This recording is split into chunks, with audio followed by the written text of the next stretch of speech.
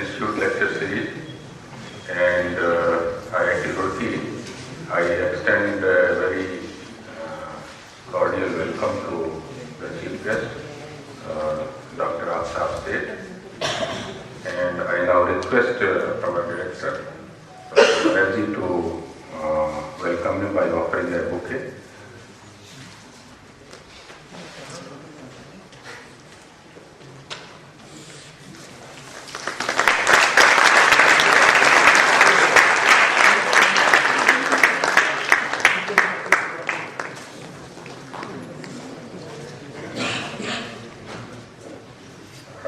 I would like to request our director, Professor Banerjee, to welcome the chief guest and the speaker of today, Dr. Aftab Seth.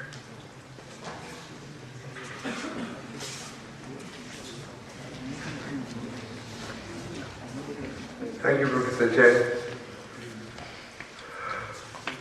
Friends and students, I'm extremely glad that Dr. Aftab Seth agreed to visit us today at IIT Roorkee. I think it was about 3-4 months ago when I got a letter from the Ministry of External Affairs saying that they have a public diplomacy initiative where they send people from the diplomatic corps to various academic institutions to give a lecture on certain burning issues that may be of interest. At that point, I've actually known Dr. Seth for almost 6-7 years now, and I almost immediately said that please ask Dr. Aftab Seth to come and talk about the India-Japan Strategic Initiative. And so they approached him, and he very kindly agreed to be here. Of course, you will get a more formal introduction on his background, but suffice to say that he is today the foremost,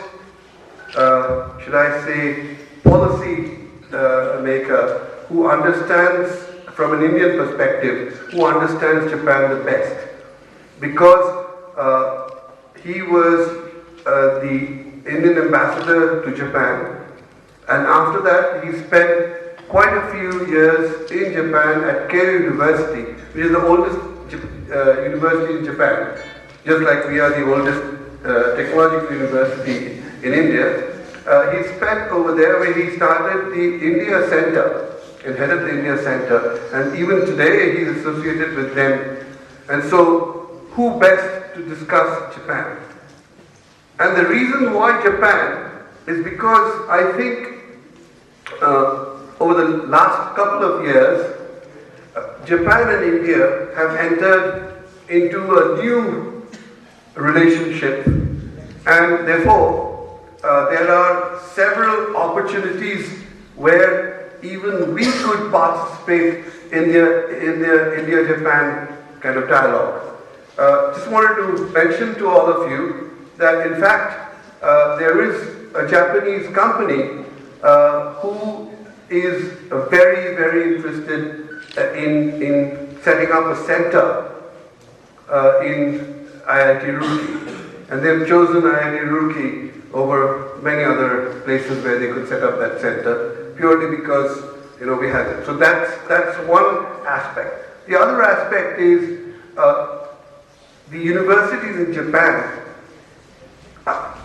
do work which is very, very applied research, and that's something where we're actually in discussions with Waseda University to see if we could set up relationships with them where we could have our students and faculty and their students and faculty interact with each other. So there are so many things that we are thinking of doing with Japan, and therefore I thought that Dr. Aftab Seth could be the best person to tell us how to take these initiatives forward and how many other things we could do with Japan. With those words, I'd like to say welcome again to Dr. Seth, and I hope you have a pleasant time here. I know you're not here for very long, but I hope that during the time that you're here, you have a very pleasant time here. Thank you, everybody, for coming in.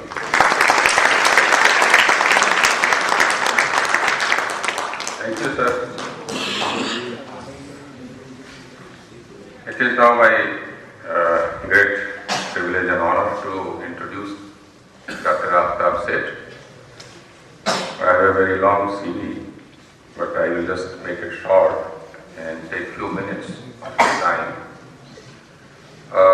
Dr. Seth was born in 1943 in Patna, Bihar, and then he got his school education, formal education at the Dole School nearby, and then he obtained BA Honours in History from the St. Stephen's College of Delhi University in 1964. He stood first class and ranked first in the university merit list. He obtained MA in History and Politics and Constitutional History from the Christ Church College, Oxford University in 1967. He also became the Rhodes Scholar from India in 1965 at the Oxford University, and then in 1968 he joined the Foreign Service. While he was serving the Foreign Service, he obtained his doctorate of laws in 1993 from the American College of Greece, Athens. Dr. Seth has served as a career diplomat at large number of countries, and he has headed several missions, and I will just mention few of them here, which are more important and more recent. So he has been the ambassador of India to Athens, Greece in 1992 to 96, ambassador of India to Hanoi, Vietnam in 1997 to 2000, and then he went to Japan, where he was ambassador from 2000 to 2003. From 2004 to 2006, he became the professor and director of the Global Security Research Institute at Keio, and then the chairman of International Advisory Committee of Keio University, and he has been the international advisor to the Keio University from 2009 to 2010.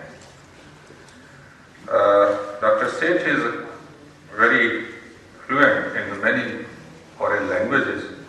He is fluent in Japanese, Vietnamese, German, and he also knows some amount of Indonesian and French language. And of course he speaks Hindustani, but he does not mention English actually here, which is not a foreign language probably. So, he has held several other positions also, and has been involved in so many major activities. For example, he has been the honorary chairperson of Dr. M.S. Swaminathan Foundation in Japan, advisor to the BirdLife International in Japan, honorary president of Japan Student Fund, member of the World Parliament of Cultures in Turkey, and so on. Chairman of the Global Indian Cultural Center in Tokyo, Japan. He has been interested in reading, writing, poetry, and he has published a book, a volume of poems, Pillars of Landscape, which contains his poetry. He published a book in Japanese in 2001, and this book is very interestingly titled, How Much Weight Can an Elephant Lose? Then in 2005 he wrote another book, If an Elephant Loses Weight, it is still an elephant.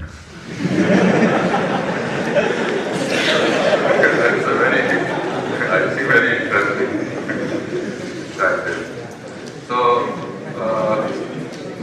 with this small introduction, I request Dr. Aftab Seth to kindly deliver his lecture.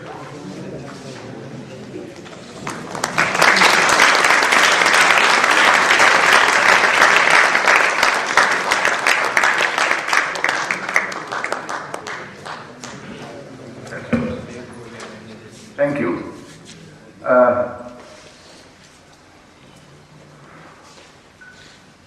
This is my first time to the IIT Roorkee, but as I was telling you, Director, when I was much younger, I actually cycled to Roorkee from Dehradun. So it's not my first visit to Roorkee. I cycled from Dehradun to Roorkee and on to Saharanpur. So I know this road very well, except that now I was telling the Director, we pushed our cycles up the Mohand Pass and I had a wonderful time coming downhill from there. And of course we cycled all along the canal, which was a delight, and there was no traffic in those days. I'm talking about 1956. It was not long after that while I was at St. Stephen's, which I joined in 1960, I took a year off and went on an exchange scholarship to the same KO University, where I ended up as a professor many, many years later. So that was my first exposure to Japan. And in fact, last year was the 50th anniversary of my connections with Japan.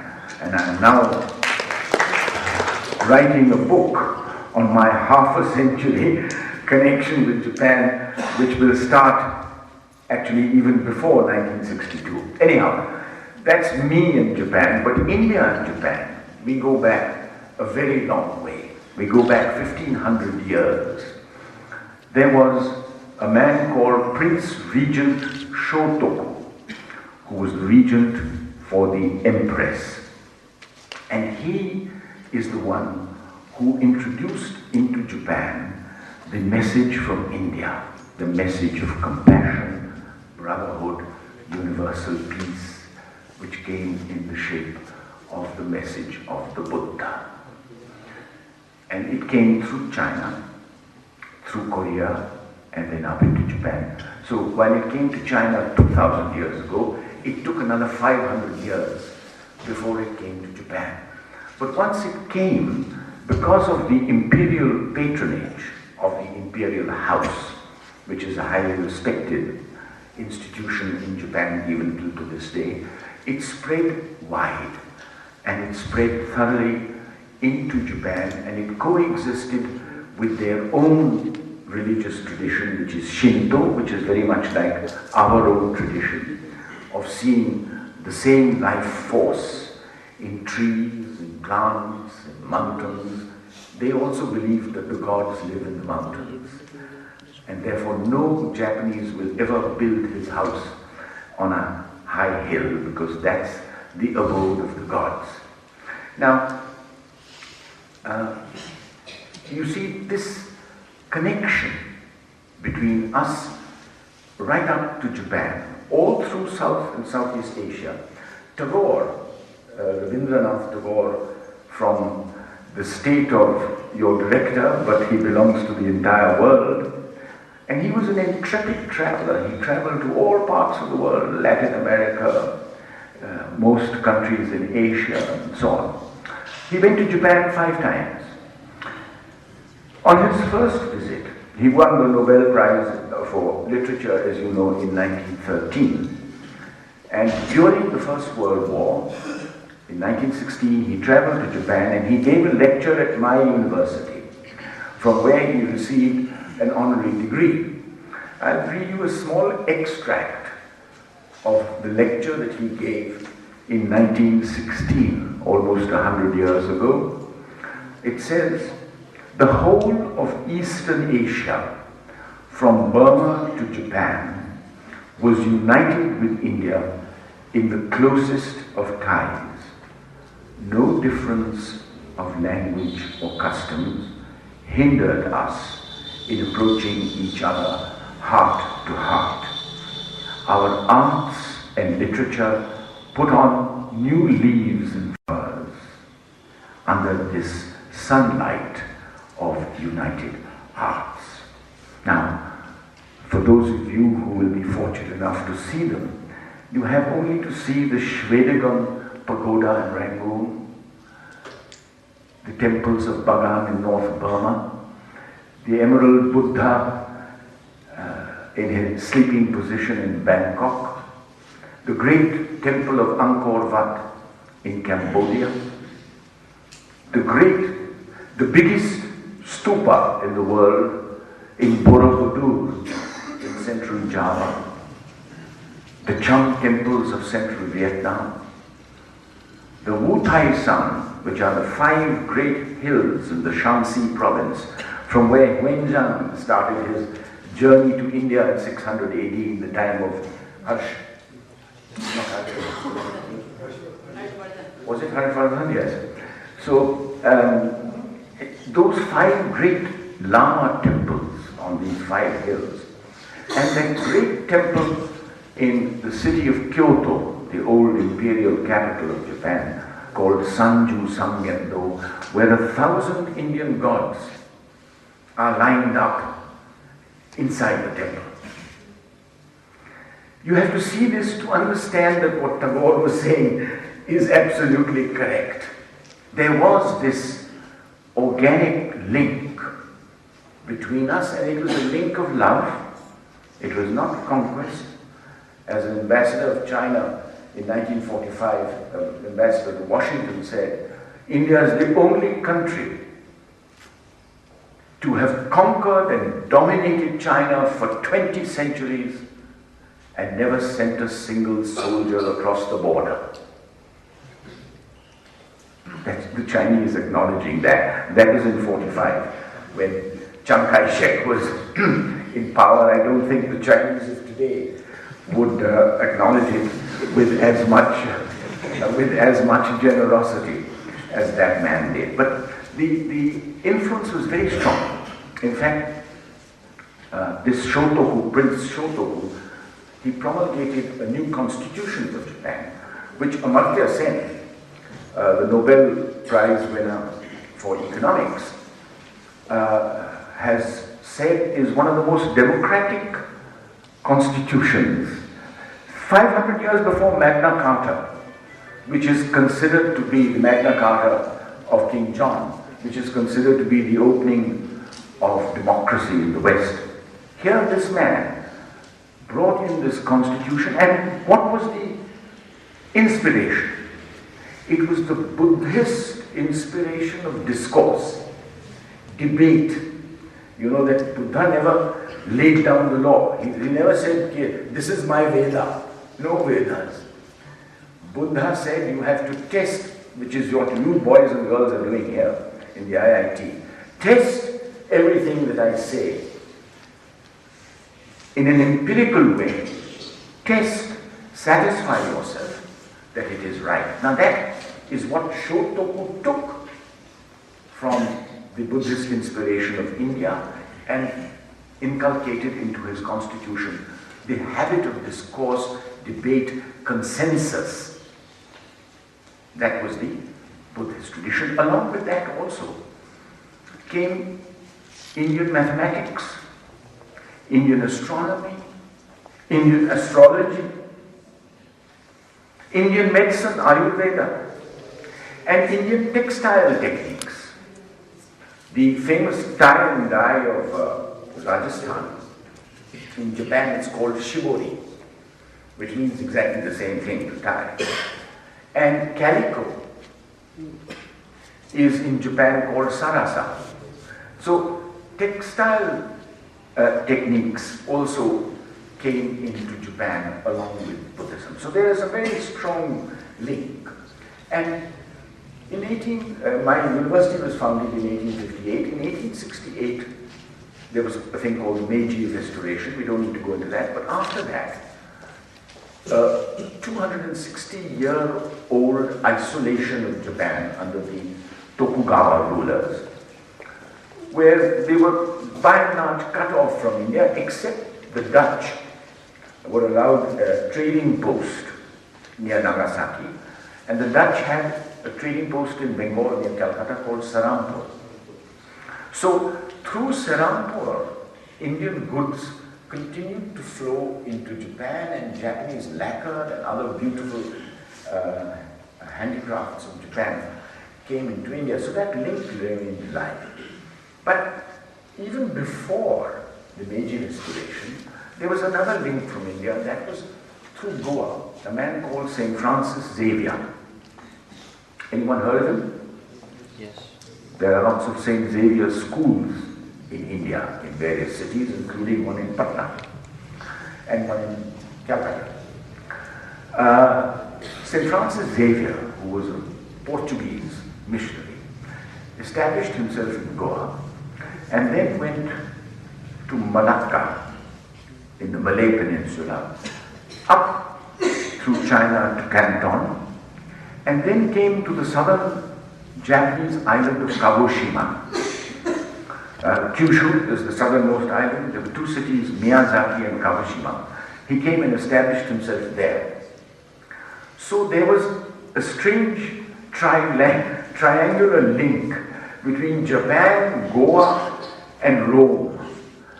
And because there were no seminaries to train Roman Catholic priests in Japan, Japanese priests used to come to Goa, where the Portuguese, which was already by then a Portuguese colony, the Japanese would come to Goa to study about Roman Catholicism. So you had this strange bilateral link. And in the 1870s, a man called Motokichi Tada was sent by the Meiji government to Calcutta and to Assam to learn about the production of black tea. And he came back and introduced it into his home province of Shizuoka. And in 1893, another great son of India and a son of Bengal, there's an organic link, I'm afraid, more than your director, or actually your director's state, but there is a great link between Bengal and Japan. Swami Vivekananda of Bengal and of the world, like Tagore, in 1893, on his way to the first World Parliament of Religions in Chicago, he stopped at Japan, and he was very impressed with the cleanliness, the orderliness, the industriousness of the Japanese. And he went to the temple of Enkakuji, which is in one of the older capitals of Japan, a seaside town called Kamakura. And Enkakuji is a very important temple because it is dedicated to the war dead in the two failed Mongol invasions of Japan. Now the Mongols tried twice to cross over, and the kamikaze, which means the divine wind, from which you get the kamikaze pilots, which crashed their Mitsubishi Zero fighters into the American ships. The kamikaze sent the Mongol fleet to the bottom of the Sea of Japan. But that was the quality of compassion and Buddhism. That Enkakuji was created to commemorate the Japanese and the Mongols who died in an attempted, the enemy and the defender are both. So Swami Vivekananda liked that idea, and he took the chief priest with him. And these two men went to Chicago, and there for the first time before a Western audience, you had this exposition of Buddhism and Hinduism. Swami Vivekananda talking about Hinduism and the Enkakuji man talking about this before a largely Western audience. You never heard all this before. So that was another connection between us and the Japanese. And then, of course, you know that in 1903, just after the Anglo-Japan Treaty, 1902, the British showed their great recognition of Japan after the defeat of China in 1895. The British actually signed a treaty with this Asian country, which in 30 years, from 1868 to 1895, had become so powerful that they could defeat China.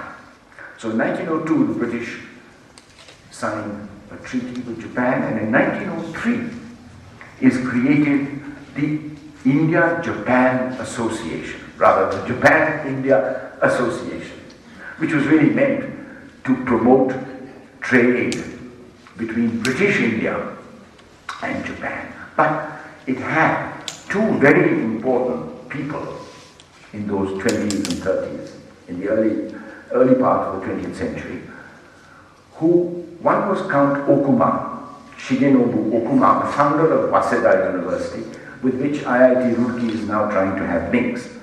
Count Okuma founded Waseda in 1888, 30 years after my university was founded. But Count Okuma was a great politician also and became foreign minister and prime minister. He received Tagore. In fact, the British ambassador tried very hard to persuade him not to receive Tagore. But he did.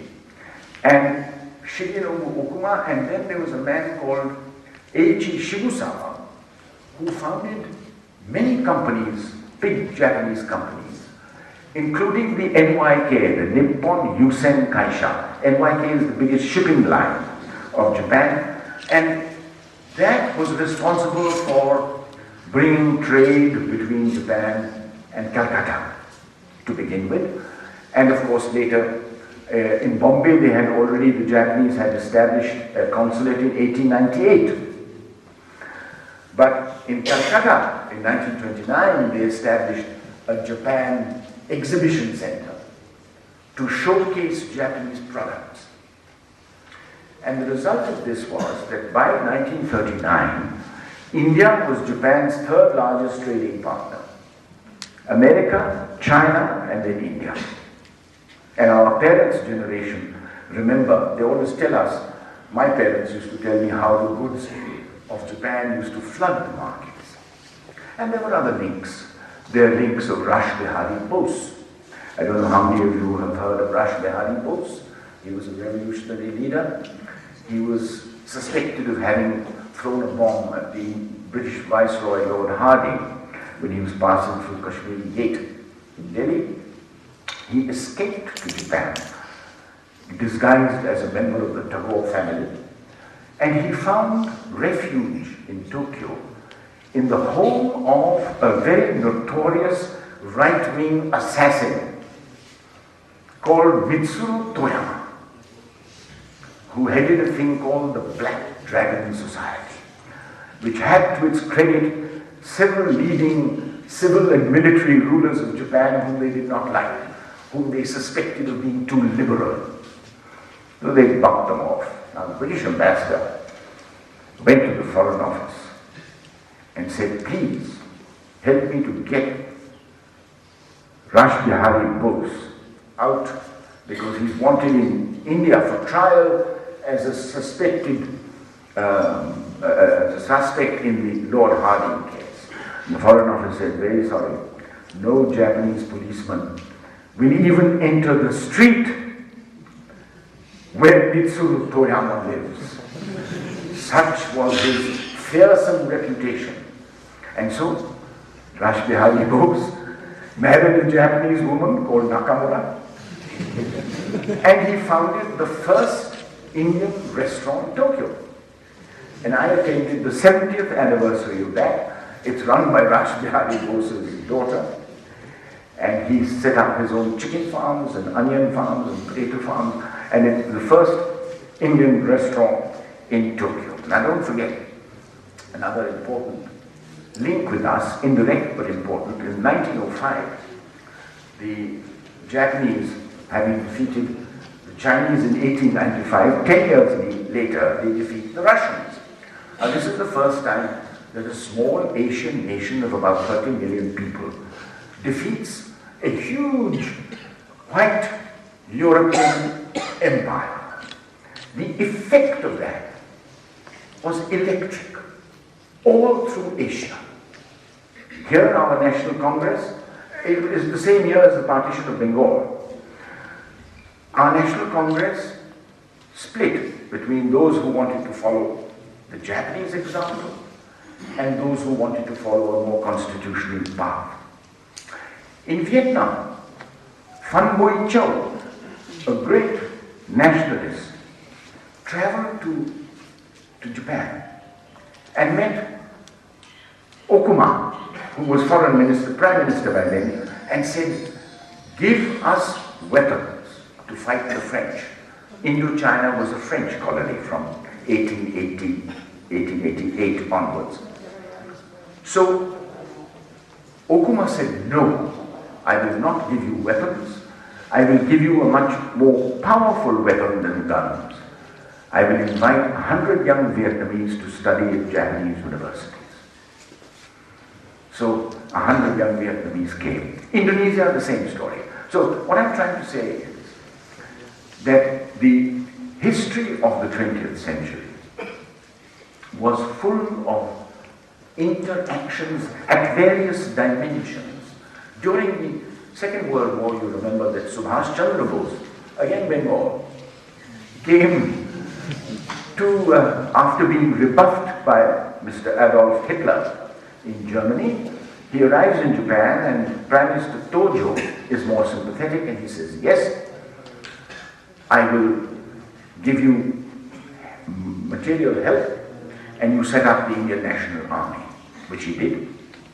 And as you know, along with Japanese troops, they came right up to Impal in Assam, where they were defeated by the British, American and Indian forces who had not joined the INA. The INA was composed of our prisoners of war who had been taken in Hong Kong, Singapore, Malaysia and other places. So Bose, as you know, died in Taipei and his ashes are in the Renkoji temple in Tokyo. And I had a terrible problem because the Mukherjee Commission set up by the government of India asked me to order the chief priest of Renkoji to open the urn because they wanted to take a DNA sample. Because Anita, the daughter, is still alive. And I had a terrible problem persuading the priest, the Buddhist priest, because they don't like to disturb the repose of the dead. But Bose is an iconic figure who's also connected to Japan. Then after the war, there was another Bengali called Radha Binod Pal, a judge. There was a 13-member war crimes tribunal set up to try the Japanese leaders. Of all the judges, the only one who gave a dissenting judgment was Radha Binod Pal. And he gave that judgment based on very valid tenets of international law. The Japanese knew nothing about it because they were living under censorship. American occupation, strict censorship. 1946, the tribunal started its work, it finished in 49. The Japanese knew nothing about it. When the occupation in 1952 ended and Japan became independent again, a man called Yasaburo Shimonaka, who headed one of the big publishing houses of Japan called Heibonsha, he published the entire dissenting judgment of Radha Binod Pal into Japanese. And he invited Radha Binod Pal to come to Japan dozens of times till his death in the 70s. But all through the 50s and 60s, Pal went round with his friend Shimonaka, touring the whole Japanese countryside, promoting this book called Toyo no Shinjitsu, The Truth of the East. And then the Japanese, their minds opened. They found this very tolerant, understanding, compassionate message in the judgment of Radha Binod Pal. And then comes Nehru in 1949. The city of Tokyo, which has been bombed to smithereens in March 1945, in one night of firebombing of Tokyo, 100,000 people died. 1 lakh. More than the casualties in Hiroshima and Nagasaki, which were atomic bombed, as you know. So, that Tokyo, Nehru came. And Nehru gave a little baby elephant called Indira to the Ueno Zoo, where all the animals had been killed, to save them from fire, to save them from dying of fire. And he gives, there's no medicine, there's no food, people have no clothes, half the city is burnt to the ground. You have to see those pictures of 47, 48 of Tokyo to see what utter destruction had been created. Here comes this elephant. tours the zoos all over Japan, bringing warmth and love to all the children of Japan and to their parents. When I come back to Japan, when I go to Japan for the first time in 1962, all my students in KO remembered these two things. They remembered Indira the elephant and Radha the Gopal. So these were the gestures of friendship that we made. Also, Nehru did another very important thing. He ordered our iron ore exporters to freely export iron ore to Japan to rehabilitate their steel industry, which had been destroyed. The Australians were not selling. The Americans put enough pressure on the Brazilians not to sell.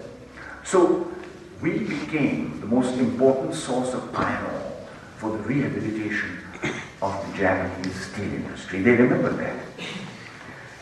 So that when the economy picked up in the 50s because of the Korean War, which began, and the American troops in Korea needed their goods, and the Vietnam War was picking up after the defeat of the French in Vietnam at Dien Bien Phu in 1954. Japanese industry picks up, and we become the first country to receive overseas development assistance from Japan in 1958. But there was the security dimension to our relationship, which a man called Dean Acheson, who was a senator at the time, he later became Secretary of State of the United States, he said that the two twin pillars of American security are Japan and India, which lie within this crescent in Asia. And the Japanese Prime Minister Hayato Ikeda, 1961, he said India and Japan are two natural pegs in a security system. But in spite of this clear perception that we were natural security partners, we never moved forward in the 60s because of the Cold War. And the perception on our side, because in 1960 the Japanese had signed a security treaty with America. So our perception was they are too close to the Americans, and their perception was that we were too close to the Soviet Union. So the result is, even though they gave us ODA in 1958, in political and security terms we drifted apart. All through the 60s and even indeed through the 70s. In fact, when the Chinese attacked us in October 1962, Hayato Ikeda said there's no concern of Japanese security, there's no threat to Japanese security. And next year, he proceeded to sign a trade treaty with China in 1963. And mind you, Japan had no diplomatic relations with Red China. They had diplomatic relations with Taiwan. In spite of that, he signed a trade treaty with them. And I remember I was there in 1971 as a young officer in the Japanese, in our Indian embassy there. And the Bangladesh War was on. You know, we fought a war for the liberation of Bangladesh. And we were suffering terribly. We had 10 million refugees in Calcutta and all the neighboring districts of East Pakistan as it was then. And all our embassies abroad were told to try and arouse the sympathy of the countries of our accreditation to get money. We found the Japanese utterly unsympathetic. The Prime Minister was a fellow called Eisaku Sato, and he totally followed the Richard Nixon, Henry Kissinger line, which was totally pro-Yahya Khan, the then military dictator of Pakistan. Norway, a little country like Norway, 4 million people. Japan, 120 million people, gave us $5 million. A little country like Norway gave us twice that amount. And the wonderful thing about that contribution from Norway is that 50% of it was from personal contributions of people. So I'm telling you this to tell you that what we see today was not always the same. And that there were times when the Japanese could be quite unhelpful. So through the 80s, we had, Indira Gandhi went, Nakasone, the Prime Minister, came, Rajiv Gandhi went, Narasimha Rao went. But when it came to the crunch, 1991, Chandrasekhar was Prime Minister. Yashwant Sinha was his Finance Minister. And we had a terrible foreign exchange crisis. We had come down our foreign exchange reserves to $1 billion, enough for 1 month's imports. Yashwant Sinha goes to Tokyo. He gets an audience with Ryutaro Hashimoto, who later became Prime Minister. He was Finance Minister. And we were saved from defaulting on our debts. Our gold had gone to London. So when it came to the crunch, the Japanese came to our rescue. Then, May 1998, Atal Bihari Vajpayee tests nuclear weapons in Pokhran, where Indira Gandhi had done it in 1974. The Americans are very angry, the Japanese are very angry. And they stop all fresh overseas development assistance to India.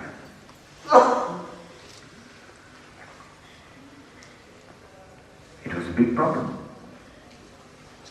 However, these things don't last forever.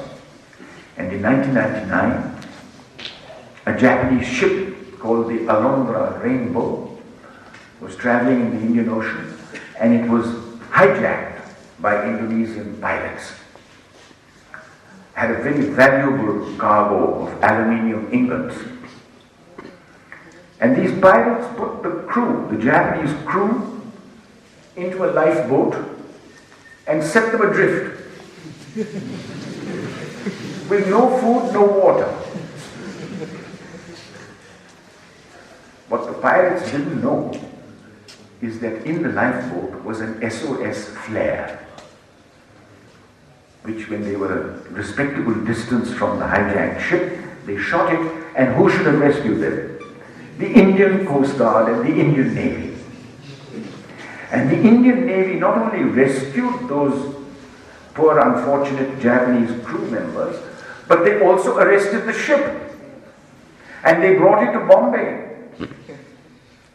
And in a remarkable display of speed, quite unusual for the leisurely pace of our ports, which normally take 20-25 years to dispose of cases.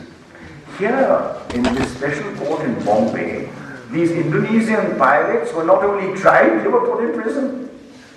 The Japanese were aghast. ये क्या हुआ? ये भारतीय लोग इतने आलसी नहीं हैं. They are capable of action. So, November 1999, just one thing.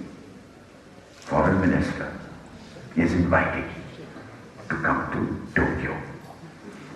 In January 2000, George Fernandez, our Defense Minister, is invited to come to Tokyo.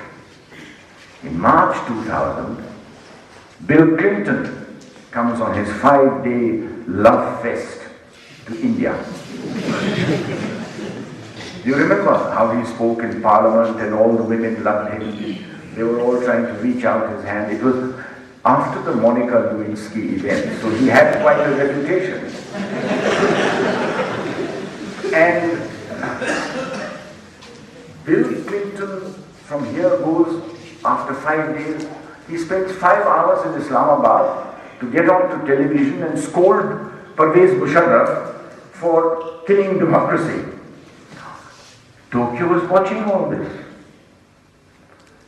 So quite apart from our arresting the Alondra Rainbow, they realized what Hayato Ikeda and Dean Acheson had said in the early 60s, that we are the two natural pegs of any security system.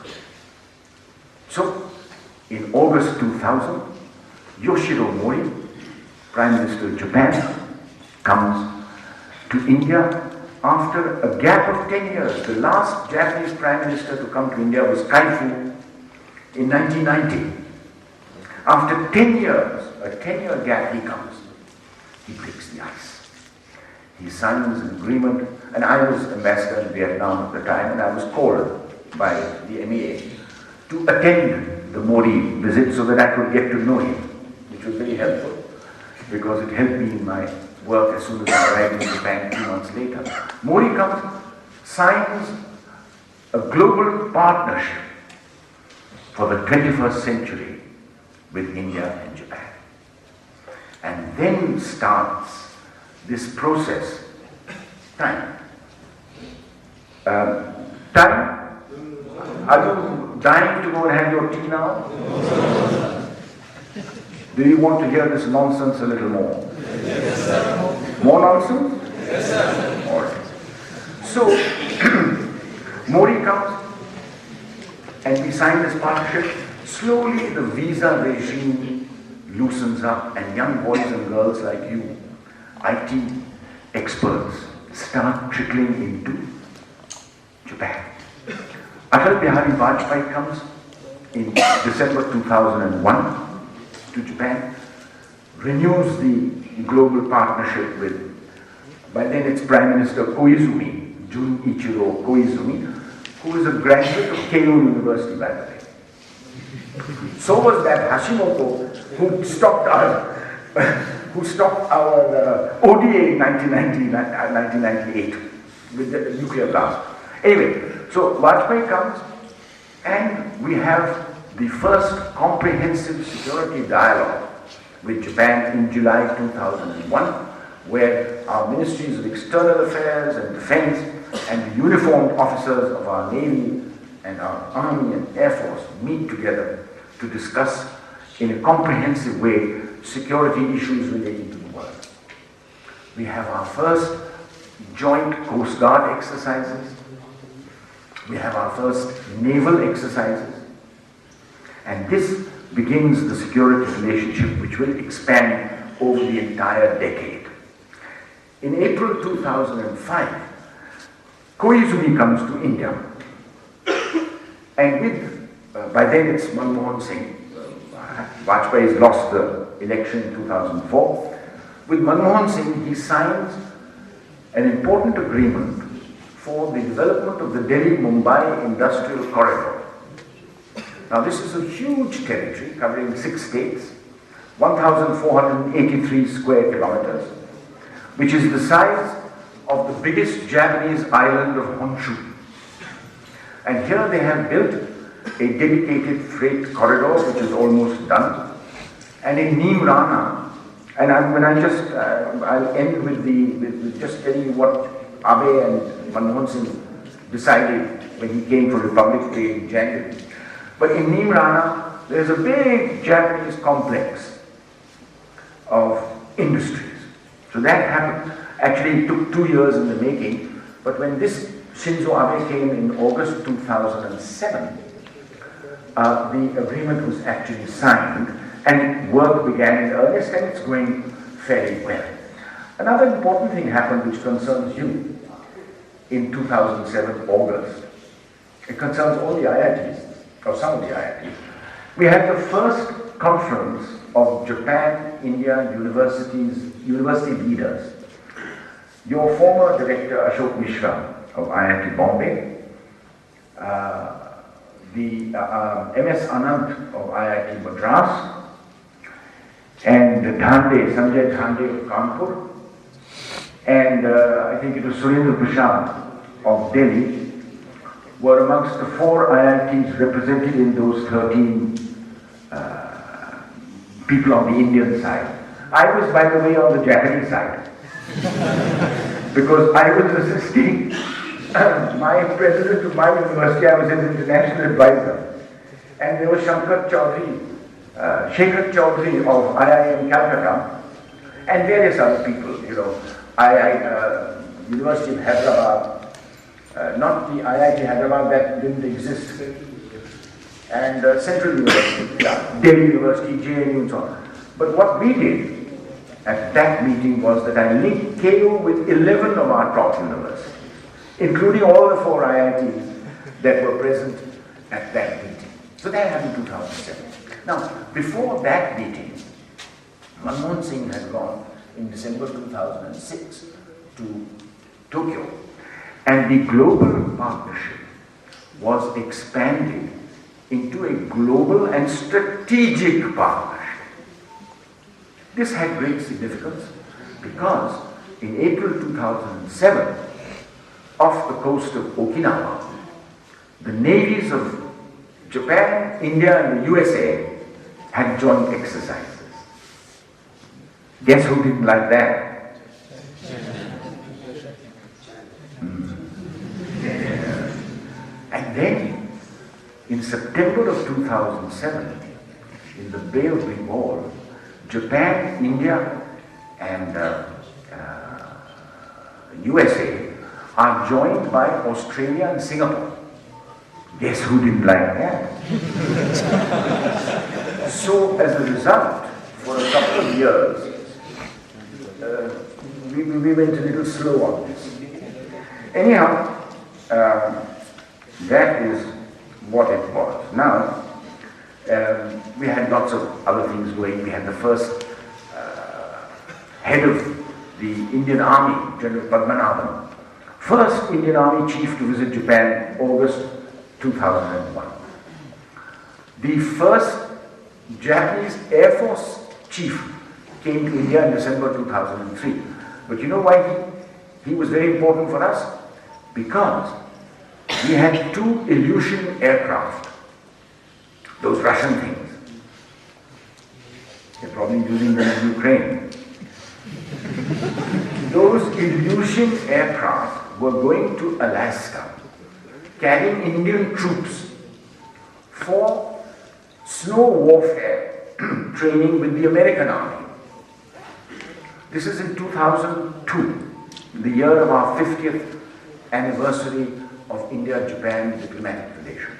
We established in 52. We didn't sign the San Francisco Treaty because we felt that the San Francisco Treaty, Nehru said, offended the dignity of Japan. So we signed a separate treaty and we waived all claims to reparations. Anyway, so this Totake, who was then a friend of mine, he was the head of the Air Force. Now these Ilyushins come with our troops. They can't fly across the Pacific without refueling.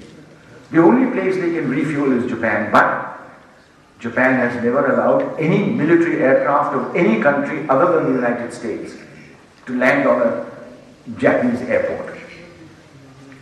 Big problem. Anyway, we worked on the Japanese Foreign Ministry, Defense Ministry, and this friend Totake, they finally allowed our Ilyushins to land in Sapporo in Hokkaido, refuel and fly on. And they were given a riotous welcome in Sapporo once they landed. But these are the gestures of relationship building up in the sphere of security. On the economic front also, as you know, in 2008, we had 2 major investments from Japan. Of course, we have Haldia, the Mitsubishi chemical project, which is a very big one and old one. But we had 2 very important ones in 2008. One was NTT Docomo, which signed an agreement with Tata Teleservices. If you go to Bombay, all the hoardings are Tata Docomo. $2.7 billion, that one investment in Tata Teleservices.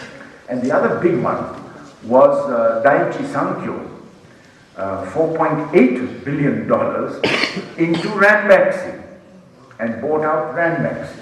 And of course that's another story, but the Ranbaxy one they bought. So these are the dimensions of how our relationship has moved. Now we have reached the stage where we have annual visits by Prime Ministers. I told you 2007 August, Abe came here. 2008 October, Manmohan Singh was there. 2009, he had just taken power the opposition leader Hatoyama. End of December he's here. In 2010 Manmohan Singh is back there. In 2011 Noda, that was another opposition leader, was Prime Minister and so on. And this year, last year in May, Manmohan Singh was there. And this year we had Abe, Shinzo Abe, as our chief guest at Republic Day. But before that, we had a very important visit in the first days of December, and that was of the Emperor and Empress of Japan. Now, they last came here as a newly married couple when he was crown prince. She was a very beautiful woman, and they had met in a fairy tale romance on the terrace courts of a beautiful hill resort called Karuizawa, and fallen madly in love with each other. She was a commoner, and therefore, you know, they were... And so, but anyway, he married her. And this was in 59. And in 60, this was like a honeymoon visit to India. And they never forgot it. On the 30th of November 1960, they laid the foundation stone for the India International Center in Delhi, which Nehru had built with Rockefeller money, because he had seen the International House of Japan, where intellectuals, academicians, writers, artists can meet, can stay, have lunches and dinners and so on. So he had this built. And because it was a Japanese inspiration, we got the Crown Prince to lay the foundation stone. This time when he came, there were two events for him. One, we met in the gardens, the Lodi Gardens, just outside the IIC. And one was actually a very small one of about 30 people inside the IIC, because it is something very dear to their heart. And then there was an event, of course, in the Japanese embassy, where they saw their beautiful big tree, which they had planted in 1960, which was almost the size of the building. The building wasn't there in those days. Now, why I tell you about the Emperor and Empress is because they realized their dream and let them come to India. And that is a very important statement on the part of the Japanese government. It shows that irrespective of what happens in the May elections, they have decided that India is an important country for them. And I'll just go very quickly through some of the things that were decided at the meeting between Abe and there's something to do with Uttarakhand, by the way. There's money coming here to a forest resource project, 11.390 billion yen. So try and grab some of that. And then there is this amphibious aircraft that we are talking about, which I hope will come to IIT Roorkee at some stage. But the Japanese law has changed around 2004. Anything that is for defense purposes, like Coast Guard and so on, against international piracy and so on, is permitted. So we may be able to get the amphibious aircraft through. And then, of course, we have got the water desalination in Gujarat. We have the, what's it called? Chennai, Bangalore corridor. They are very interested now in that part of India.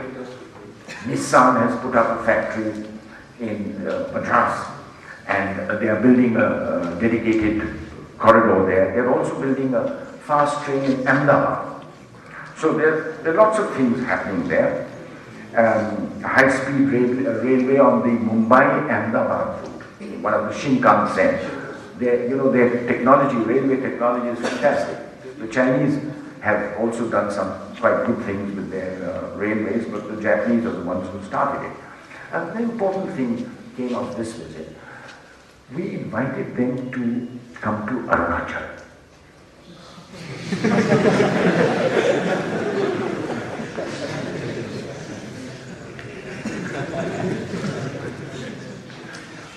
We wouldn't invite anybody else.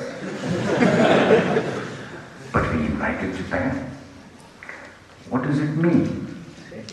It means we trust them. And we've invited them and they're willing to help us develop the Northeast so that we can connect through Burma and down up to Hanoi. You know, Hanoi is already connected to Kunming in the Yunnan province of China. So if we succeed in having this Delhi to Hanoi rail and road link, it will really improve our connections with the entire ASEAN region, in which both Japan and India are very interested. We also agreed on this, that we must respect the law of the sea. What does that mean? Who is not respecting the law of the sea? It means behave yourself in the South China Sea, behave yourself with the Senkaku Islands. So, though it is unwritten, but the implication is clear. Also, air flights follow on the sea thing. You say follow the UN law of the sea, 1982. Even though America hasn't ratified it, but follow the law of the sea. You can't just claim what you feel like as your territorial water. There is a law of the sea. So we put that into the agreement. And we also had an agreement between our Indian Statistical Bureau in Calcutta and theirs, which is important for our trade purposes. It's important that our statistical organizations agree. You know, in February 2011, we signed the Comprehensive Economic Partnership Agreement. That was also mentioned, and we hope that in the next 2 to 3 years, the tariffs between us will come down to almost zero. We did talk about accelerating the civil nuclear, which we have been talking to them about ever since July 2005, when Manmohan Singh signed that famous agreement with George W. Bush. And if you remember, October the 2nd, 2008, Congress actually passed the law, putting that into an American law to permit civil exchanges between America and India. But we can't do it with Westinghouse and GE, because Westinghouse and GE are dependent on Hitachi and Toshiba for their technology. So it has to be, our civil nuclear exchanges have to be a triangular one, and they have said that they will also help us join the nuclear suppliers group and other groups connected with nuclear energy. They of course make the usual thing about CTBT, the Comprehensive Test Ban Treaty, which they would like us to sign, but they recognize that we have declared a unilateral moratorium on further testing, and they recognize that we have respected that and followed it to the letter. IIT Hyderabad came up, of course, and the Institute of Information Technology, Design and Manufacturing in Jabalpur, which the Japanese are helping. 5 top universities, Waseda, Keio, Tokyo, Keio, are helping IIT Hyderabad, and quite a lot of money is going in there. Exactly. And yes, and we had naval exercises off Cochin in Kerala in December, and we've invited them to our Malabar naval exercises at the end of this year. We've also agreed, to work together with the Japanese on the G4, the group of 4, which is Germany, Brazil, India, and Japan, to become permanent members of the Security Council of the United Nations. We've been working with them. They contribute a very large amount of money to the United Nations. They are also now taking part in peacekeeping forces. So, I will end this with a little haiku. A haiku. I'll say it to you in Japanese first. So those of you who are learning, I started Japanese language classes at IIT Bombay 4 or 5 years ago when your director was there as in charge of international relations and other things. And 70 boys and girls are taking part there, and about 20 companies from Japan, I believe this year, came there for on-campus recruitment. Because the people that I was working with are a recruiting company, and they are the ones helping me to run those classes in IIT-B. So, our relations, which were diffuse, are slowly coming into high visibility. This haiku of Seishi Yamaguchi says, Tapo no ito, sora ni miezu, yubi ni miyu. The string of a kite, invisible upon the sky, visible upon the finger. Invisible upon the sky, visible upon the finger. So that describes our relationship with Japan. Okay? I don't think we've left any time for questions, or have we?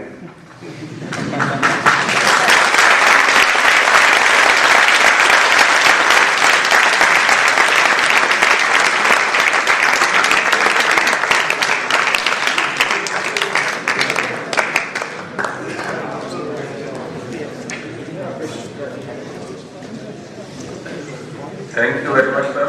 It was a mesmerizing lecture and very, very interesting. And no question? No? Maybe one or two questions. Are there someone very enthusiastic about something? Yes, come forward.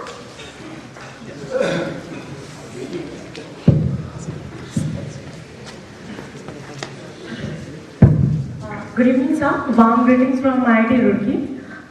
Sir, I believe that Japanese people are very hardworking. So are we IITians. And we have a lot of common things, as in our beliefs, our culture, and so on. So can I humbly put up a request that if we have so much in common, can the companies of Japan come us and recruit us?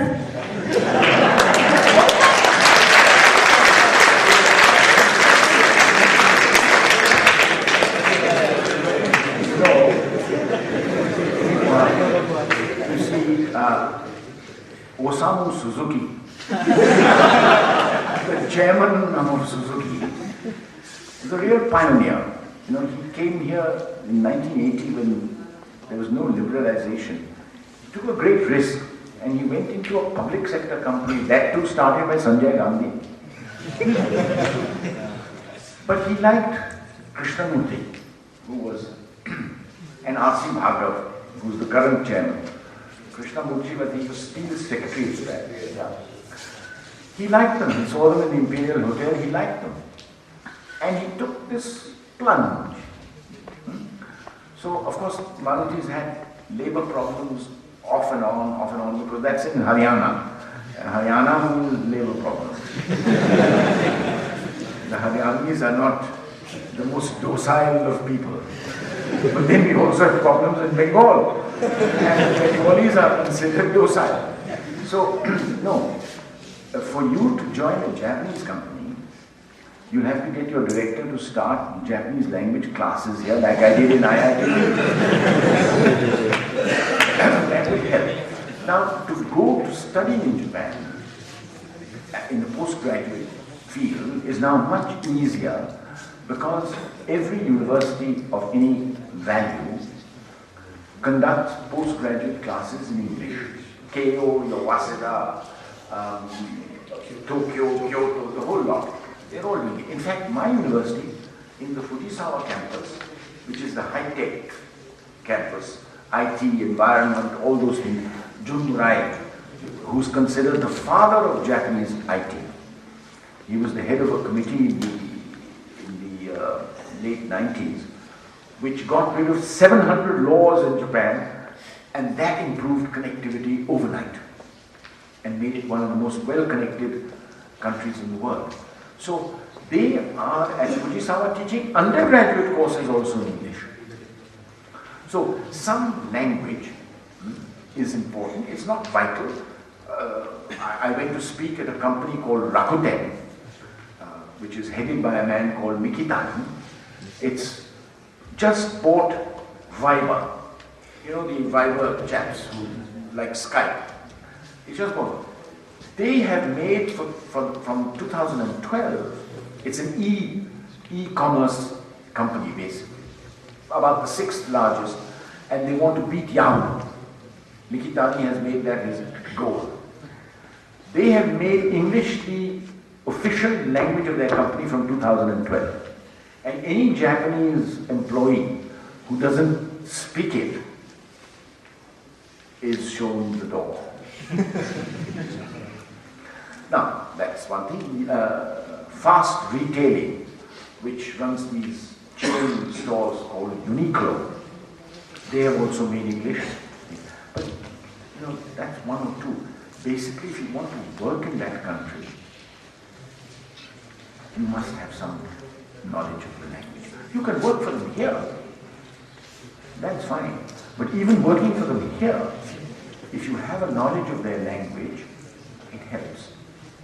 It helps. Arigatou gozaimasu. Sir, thank you very much for your science specialists. Very informative lecture. Sir, from humanities and social sciences, I would request my honorable director to give us this chance to take initiative to start Japanese language. We are already running German language, but we were also running French language. Now we are in the mood to start Japanese language. Japanese, Chinese, you know, these languages are very important. And Japanese particularly because the Japanese would like to work with us. The Chinese would like to work with us, but we don't particularly want them in our ports. Whereas the Japanese, we have welcomed them to develop the Madras port. You see? Because we do not doubt the motives of the Japanese. And we don't think that they're up to any hanky-panky. Just one more question from a student. Yes, you. There's that boy in the red. Yeah. Good evening, sir.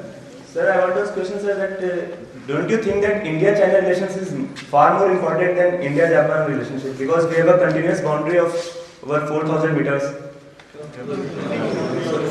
4,000 meters. You're quite right. The India-China relationship is very important. Also, our trade with China is almost 3 times that of our trade with Japan. We are trading almost $60 billion with the Chinese, whereas our trade with Japan is about 20 odd. So it is a very important relationship. Plus, as you say, there's the unresolved border issue. But the quality of the relationship is quite different.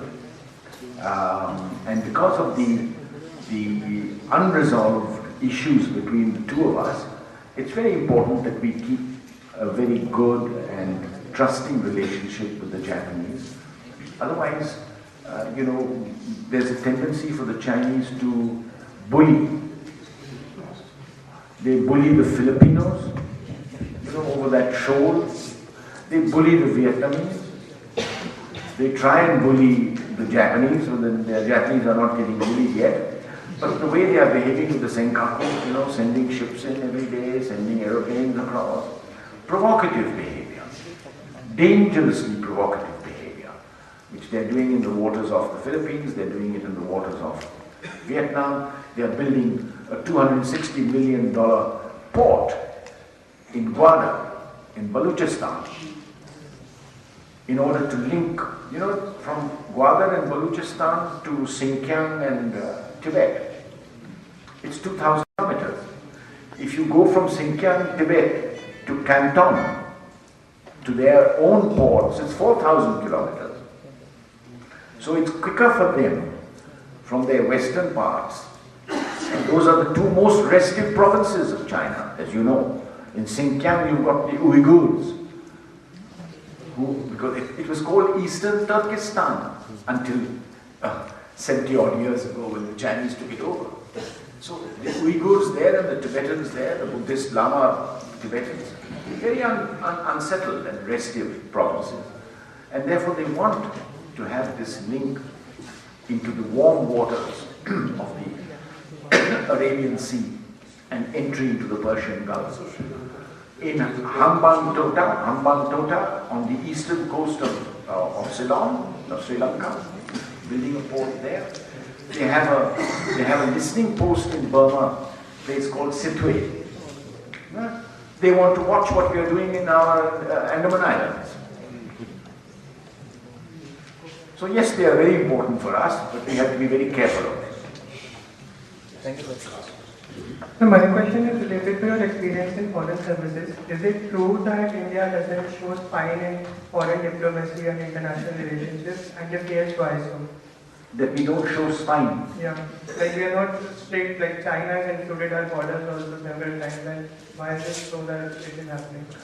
Well, you know, our GDP is about 1/3 that of China's, and their defense spending is at least 5 times ours. We are not, our defense spending is non-existent, and whatever we try and buy, then we decide not to buy. So, since the Bofors crisis, we haven't replaced our main artillery gun in the army. Those MiGs used to be called flying coffins. Now you've got these floating coffins. Our old submarine, floating coffins. We had flying coffins, now we have floating coffins. So, you know, you can be assertive if you have the means to be assertive. Mind you, we were assertive even in Nehru's time, and we had no means then. You also need guts, and you need moral character. I'm afraid that is lacking in our country as a whole. We lack moral character. So our leaders lack it. The leaders are a reflection of our own country. But we were aggressive with Khobragade.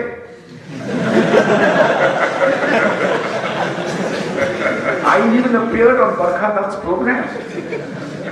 And I was very aggressive. But you know, you can be aggressive if you have the power.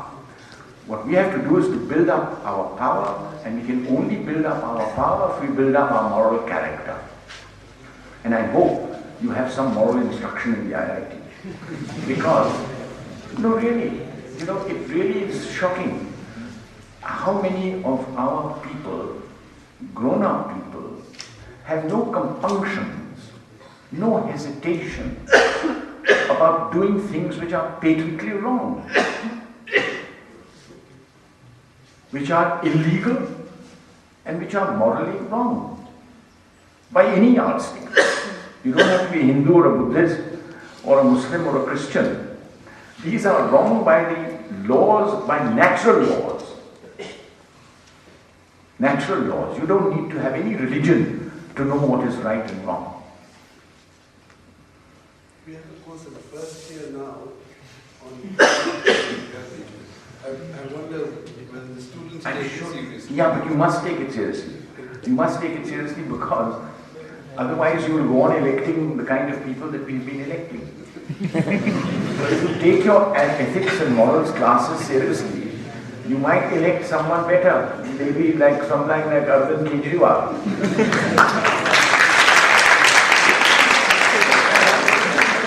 Okay, thank you very much, sir. I think that's a very good end note and very good message for our students. I would like to request our director now to present memento to Dr. Aftab. Monica, please. I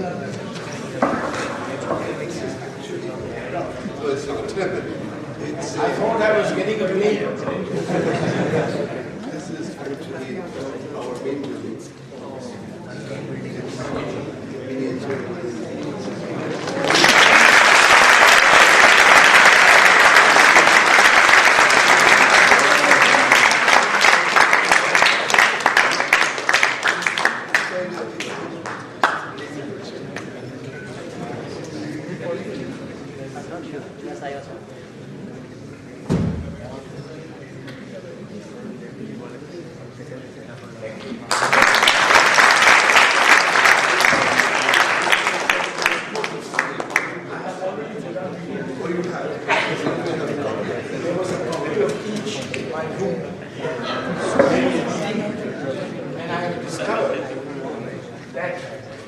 When Thomason College was started, they used to have beauty contests.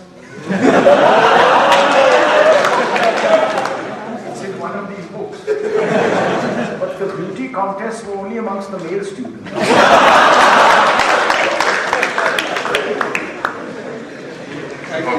Thank you very much, sir.